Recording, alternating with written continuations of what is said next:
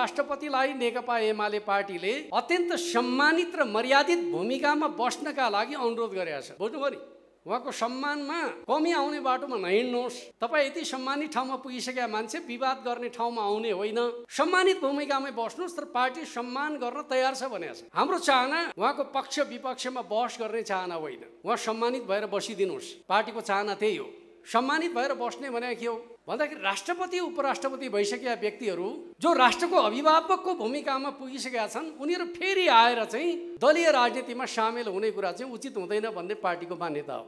त्यस अर्थमा हामीले के कुरा बुझ्नु पर्दछ भनेर भन्दाखेरि को व्यक्ति कस्तो भूमिकामा रहने भन्ने खालको कुरा चाहिँ एउटा मापदण्ड, एउटा मान्यता लोकतन्त्रले निर्धारण गर्दछ। हो, कार्यकारी राष्ट्रपति हुने मुलुकहरूमा राष्ट्रपतिहरू चाहिँ फेरि प्रधानमन्त्री पनि भएको छन्, नभए होइन। कतिपय राष्ट्रपतिहरू मन्त्री पनि भएको छन्, राजदूत पनि भएको छन्। तर हामीले बुझ्ने कुरा के हो त भन्दाखेरि संवैधानिक संसदीय व्यवस्थामा राष्ट्रपतिलाई यस्तो मान्यता दिया हुन्छ, त्यसका बारेमा एउटा भनाइ छ।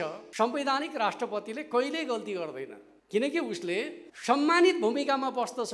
सरकारले जे काम गर्दछ त्यो कामलाई उसले आत्मसात गर्दछ, आफ्नो तर्फबाट विशेष कुनै भूमिका निर्वाह गर्दैन। तर संविधान संरक्षणका मामिलामा चाहिँ संरक्षकको भूमिकामा रहन्छ। नेपाली सेनाको परमाधिपतिका रूपमा राष्ट्रपतिलाई हामीले राखेका छौँ।